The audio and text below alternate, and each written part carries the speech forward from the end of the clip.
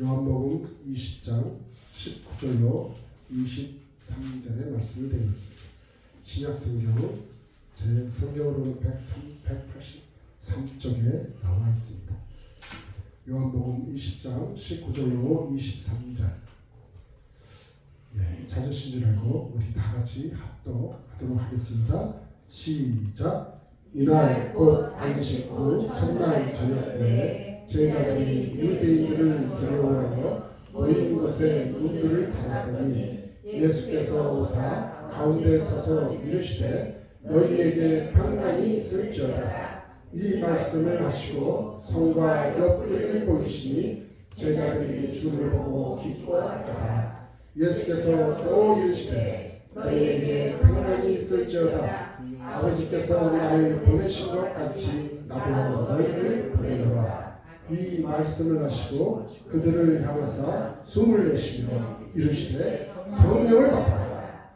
너희가 누구의 죄든지 사하면 사하여 줄 것이요 누구의 죄든지 그대로 두면 그대로 있으리라 하시니라. 아멘.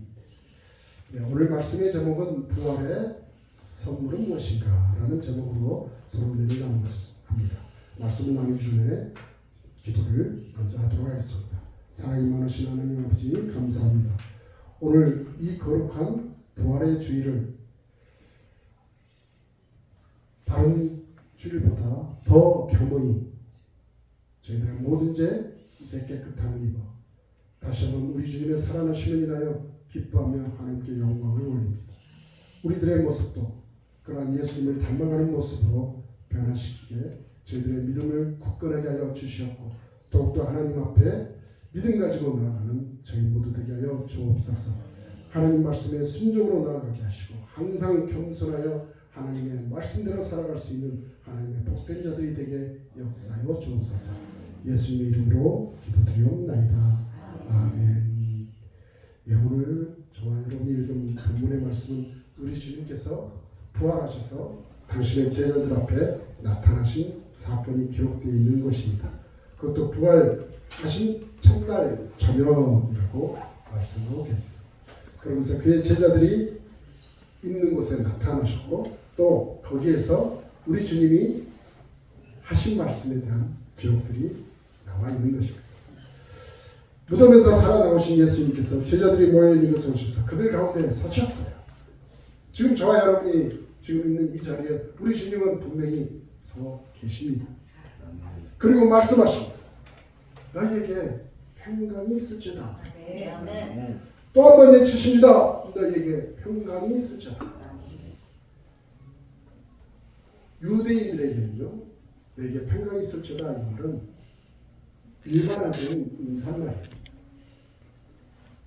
하지만 21절에 우리가 보듯이 예수님께서 그 말을 반복하신 것은 일반화된 그냥 너 안녕 잘 있냐 이 말씀으로 얘기하시는 것이 아니라 더 뭔가 깊은 우리 주님의 제자들을 향한 메시지가 있었음을 우리가 느끼게 됩니다. 우선 제자들은 처참하게 주님을 잃어버린 그 후유증으로 두려움에 떨고 있었습니다. 그래서 그들은 그들이 모인 곳에 문을 굳게 걸어 잠그고 있었습니다. 두려움으로 문을 걸어 잠그고 있었음에도 불구하고 있는 그 제자들 어떤 이가 소리도 없이 그들 가운데 호연히 나타나 그들과 함께 있는 이 사실을 볼 때 그들은 정말 놀랄 자가 되고 말았습니다. 지금 저와 여러분이 읽은 이 요한복음의 이 대목을 누가복음에서는 이렇게 표현하고 있어요. 누가복음 24장 36절로 37절에 보면 너에게 평강이 있을지어다 이렇게 똑같이 말씀하시면서 제자들의 모습이 이렇게 표현되고 있습니다. 그들이 놀라고 무서워하여 그 보는 것을 역으로 생각했다 이렇게 말씀합니다.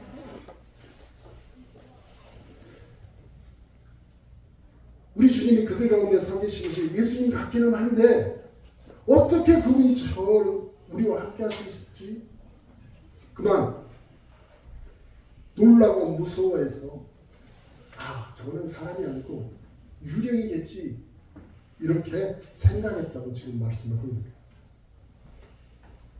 문을 단단히 걸어 잠그고 있었기에 설마 예수님이 들어오셨으리라고는 짐작도 못했을 제자들이었다는 것입니다. 그래서 오히려 유령이 나타난 줄 알고 그들은 두려워했다는 것입니다. 오늘 본문 20절에 이렇게 말씀이 기록되어 있죠. 너에게 평강이 있을지어다 이렇게 말씀하시고는 곧 당신의 손과 옆구리를 제자들에게 보여주셨다고 말씀하고 있습니다. 예수님을 알아보지도 못하고 유령으로 여기고 있는 그리고 두려워 떨고 있는 제자들에게 놀라지 말아라 나다 당신을 알리시고 또한 믿게 하시기 위해서 우리 주님이 십자가에서 달리신 그 흔적을 보여주신 것이죠. 그러시면서 말씀하시는 너희에게 평강이 있을지. 다시 한번 말씀드리지만 예수님은 이 말씀을 하신 것은 단순한 인사를 넘어서 제자들에게 두려움을 가라앉히게 되는 놀라운 효과의 말씀을 하셨던 것입니다. 그런데 그 반응을 보이고 있는 제자들은 어떤 상황일까? 자기들이 두려워서 문까지 걸어 잠갔는데 거기를 통과해 오신 예수님 보고 놀라기도 놀랬지만 문을 잠그지 않고 있었더라도 주님이 자기와 함께 있는 것 보는 것 자체가 그들 마음속에는 두려웠을까요? 왜 그랬을까요? 베드로는 우리 주님을 3번이나 부인했었던 제자였습니다. 또 다른 제자들은 고난당하고 있는 그 주님을 피해서 다 도망쳐버리고 말았던 제자들이었습니다. 그런데 그런 제자들 앞에 불쑥 나타나신 예수님 때문에 그들은 한편으로는 마음에 두려움을 갖고 있었을 거예요. 그런 제자들에게 우리 주님은 너희에게 평강이 있을지어다. 배신과 비겁함을 용서하시고 죽음도 기억도 하지 않으시겠다는 그 뜻을 포함하고 있는 인사말이었다는 것이죠. 주님께서는 너희가 평안하냐? 이렇게 물으신 것이 아니고 아예 단도직입적으로 너희에게 평강이 있을지어다 일방적으로 기원하시고 선언하신 내용이시라는 거예요. 이것은 제자들에게 주님으로부터 용서를 확신하게 할 수 있는 믿음이었을 것입니다. 용서의 확신. 이것이 우리 주님의 부활로 가져오게 되는 선물의 핵심적 내용이라는 것입니다. 그러자 20절에 제자들이 주를 보고 기뻐했다고 말씀하고 있어요. 주를 보고 기뻐.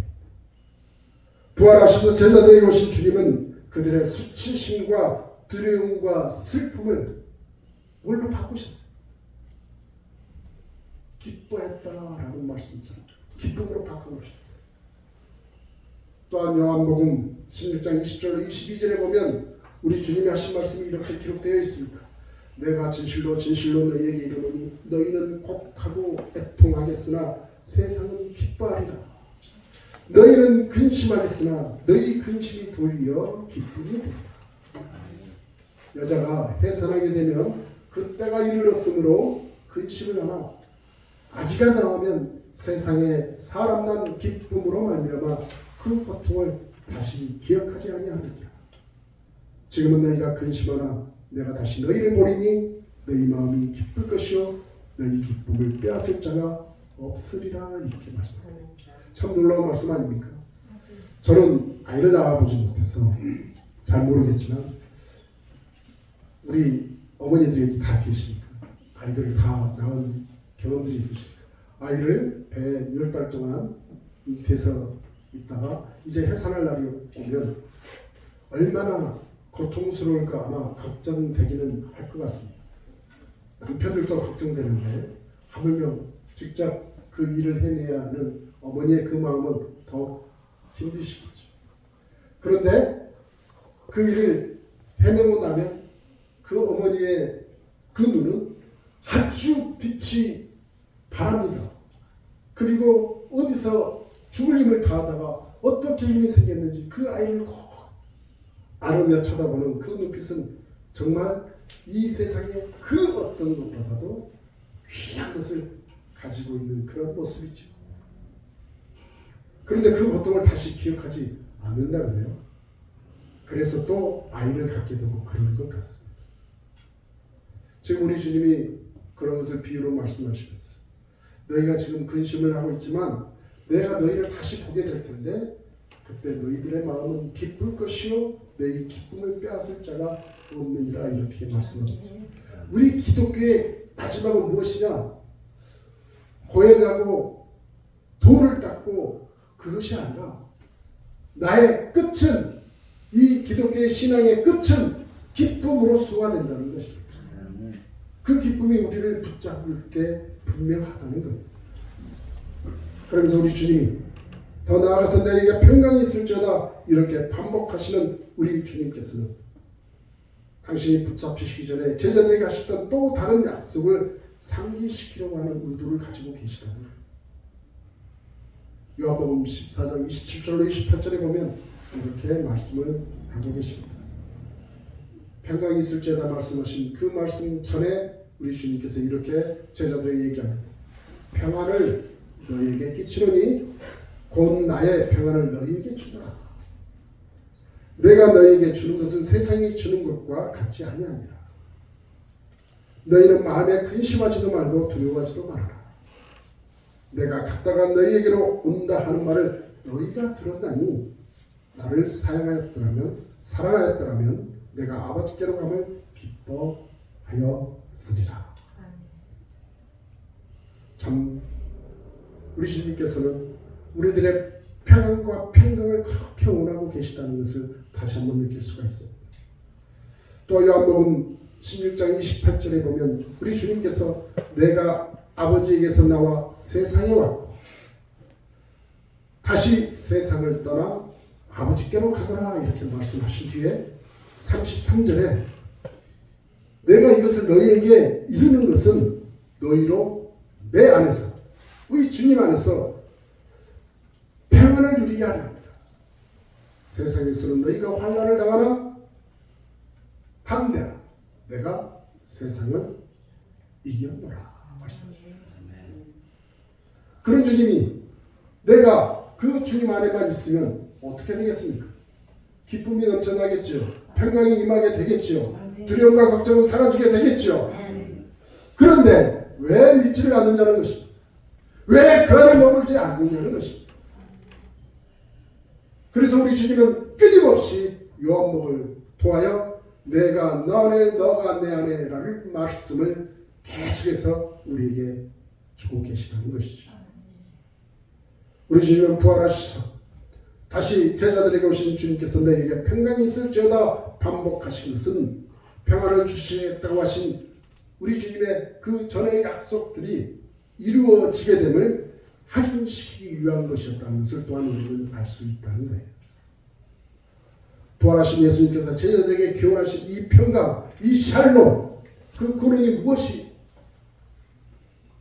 우리에게 느껴지는 그 평안과 그 샬롬이라는 그것이 그 근원이 어디에 있냐는 것입니다. 바로 예수님의 십자가에서의 죽음이고 부활인 것입니다. 죽음으로 끝나는 것이 아닌 부활의 놀라운 하나님의 능력이 우리에게도 임하게 되기 때문에 그렇다는 것입니다. 하나님의 백성에 있어서 평강은 어떤 것입니까? 하나님과의 올바른 관계에서 오는 것이고 하나님과의 화목한 관계 거기에서 오는 거죠. 내가 하나님 앞에 죄를 범하게 되면 우리의 평강은 깨어질 수밖에 없어요.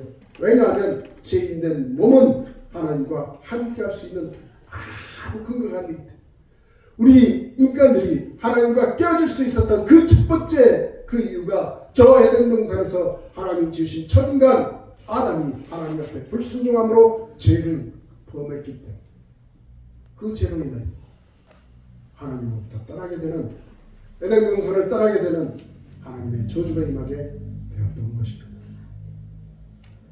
사람이 하나님께 죄를 범하였기 때문에 하나님과의 그 화목관계를 회복시키고자 우리 주님께서 이 세상에 오시고 십자가에서 죽으시고 부활하셨던 것입니다.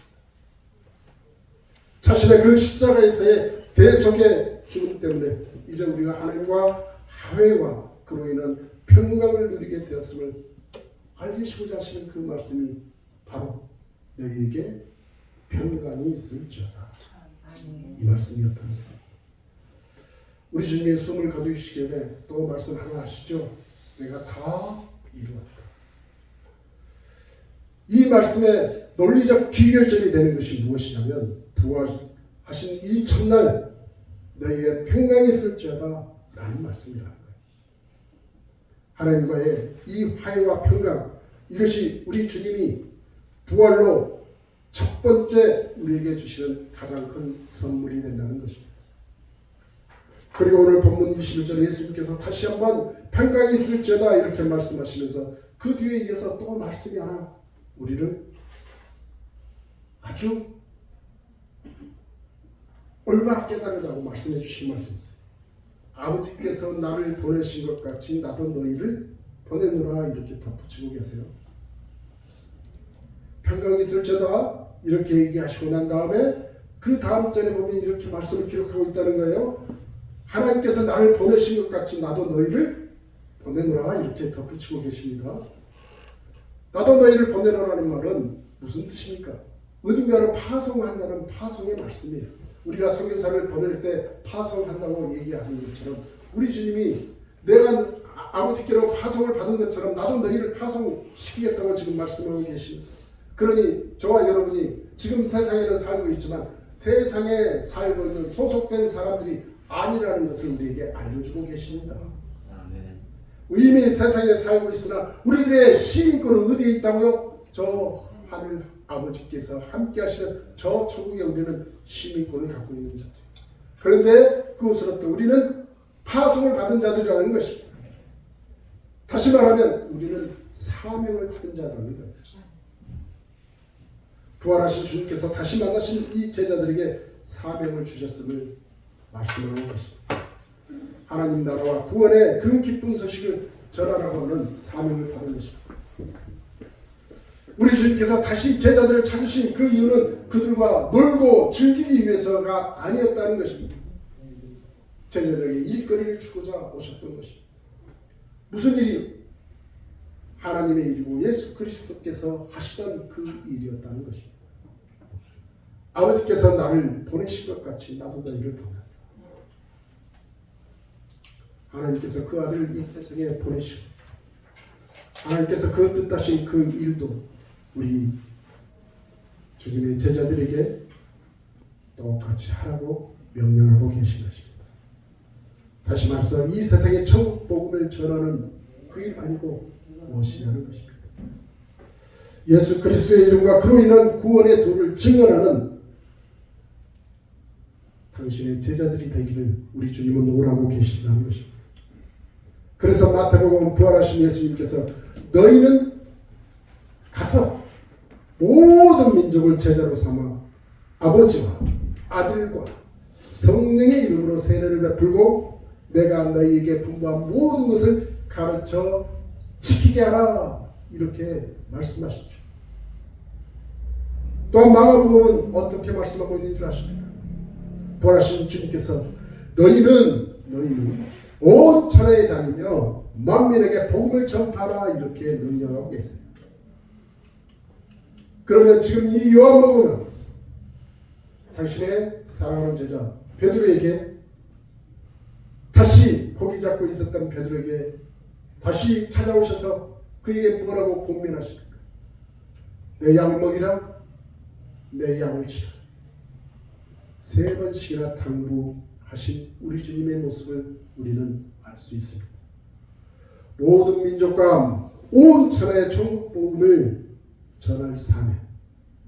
우리가 감히 하나님의 사역의 도구로 쓰임받는 것. 이것 또한 우리가 받게 되는 이 부활의 크나큰 선물이라는 것입니다. 오늘 본문 12절에 말씀합니다. 이 말씀을 하시고 그들을 향하사 숨을 내쉬며 이르시되 성령을 받으라. 우리 주님이 하시는 그 일은 그냥 막무가내가 없어요. 일의 순서가 아주 척척척척 어떻게 너희들이 그 일을 할 수 있는지를 계속해서 보여주고 있습니다. 성령을 받으라. 그러니까 지금 제가 말씀한 이 앞전에 이 말씀을 하시고 그러면서 그들을 향하여 성령을 받아라 이렇게 말씀하셨는데, 이 말씀하시고라는 이 말씀은 지금 우리들이 읽은 이 본문의 22절을 21절과 연관시켜서 생각하라는 것을 암시하고 있다는 것입니다. 우리 주님께서 제자들에게 사명을 주시고 파송하시는 그 일과 관련해서 사명을 우리에게 주시는데 그 연관점에 성령을 받으라라고 말씀하고 계시다. 여러분 잘 알고 있죠? 사도행전 1장 8절에 우리 주님께서 오직 성령이 너희에게 임하시면 너희가 권능을 받고 예루살렘과 온 유대와 사마리아와 땅끝까지 이르러 내 증인이 되리라. 뭐가 임하면요? 성령을 받으라. 그러면서 오늘 성령을 받으라 이렇게 우리에게 얘기합니다. 부활하신 주님께서 제자들에게 사명을 주셨을 뿐만 아니라 그 사명을 감당할 힘과 지혜의 원천으로 성령을 함께 보내주시겠다는 이 부활에 우리에게 주시는 최대의 선물을 우리에게 말씀하고 계시답니다. 성령을 받으라는 이 말씀은 21절의 파송의 말씀하고만 관계 있는 것이 아니라 그 뒤에도 또 연관되어져 있어요. 23절의 말씀입니다. 23절에 아주 우리에게 아주 대단한 능력이 있는 말씀처럼 느껴집니다. 너희가 누구의 죄든지 사하면 사여질 것이요 누구의 죄든지 그대로 두면 그대로 있으리라. 하지만 여기서는 우리가 착각하면 안 되는 말씀이 있어요. 내가 뭐 누구를 죄를 사하거나 내가 누구의 죄로 이런 것을 그냥 내버려 둘 수 있는 아주 엄청난 권력이 있는 사람처럼 얘기하는 그 뜻은 아닙니다. 그 권한을 가질 수 있는 분은 오로지 한 분뿐이시죠. 우리의 모든 것 대신 하나님만이 하실 수 있는 그 일이죠.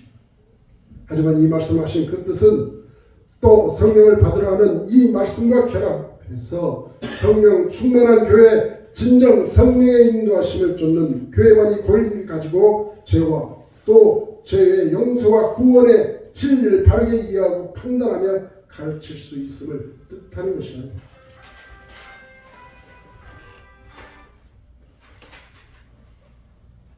부활하신 주님께서 누구의 죄든지 사하면 사하여질 것이요 누구의 죄든지 그대로 두면 그대로 있으리라 하신 이 말씀은 빌립보서 가이사랴 지방에서 예수님께서 제자들에게 너희는 나를 누구라 하느냐 이 말씀과 연관돼서 우리가 생각해 볼 내용이 있습니다.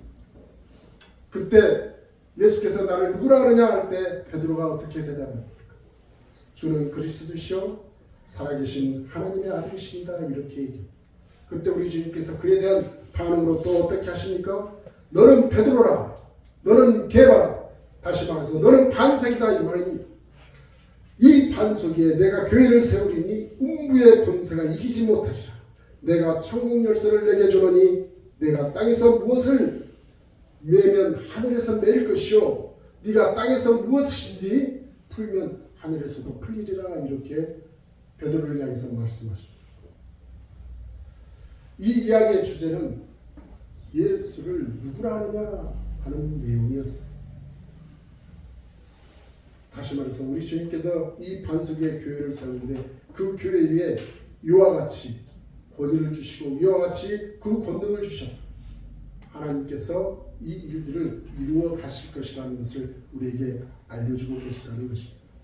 다시 말해서 우리는 예수 그리스도에 대한 바른 이해를 가지고 있어야 한다는 것이죠. 다시 말해서 예수님은 그리스도시요 살아계신 하나님의 아들이라는 이 믿음이 중요한 것이고 또 교회는 그 믿음의 반석 위에 서야 하는 것이고 또 그 믿음만이 우리가 천국으로 들어가는 열쇠가 된다는 것입니다. 그런데 그런 지식과 믿음은 우리의 힘으로 되는 게 아닙니다. 오직 성령의 역사로만 가능한 것입니다. 그래서 성령을 받으라라는 말씀도 우리에게 권하고 계신 말씀이기도 합니다. 우리 주님께서 베드로에게 말씀하시기를 이를 네게 알게 하니는 혈육이 아니다. 다시 말해서 우리가 주의 일을 감당하게 되고 주의 일을 하게 되고 그 무엇인가 하나님을 향하여 뭔가를 드러낼 수 있는 그 모든 일들은 내가 뭔가를 깨달아서 하는 게 아니라 성령의 강력한 공능에 의해서 그 일들을 네가 하고 있다는 거예요. 그래서 내가 나된 것은 절대 아니고 내가 나된 것은 다 하나님의 은혜가 임하게 되었기 때문에 그렇다는 것입니다. 여러분이 지금 이 자리에 있는 것도, 여러분이 살아가는 그 삶 속의 고통과 고난 중에서도 그래도 희망을 가지고 참아내며 인내하며 하나님 앞에 무릎 꿇고 기도하며 하나님의 인도하심을 따라 결국 승리하는 그 삶을 살아내는 것도 다 하나님의 은혜가 임하게 되기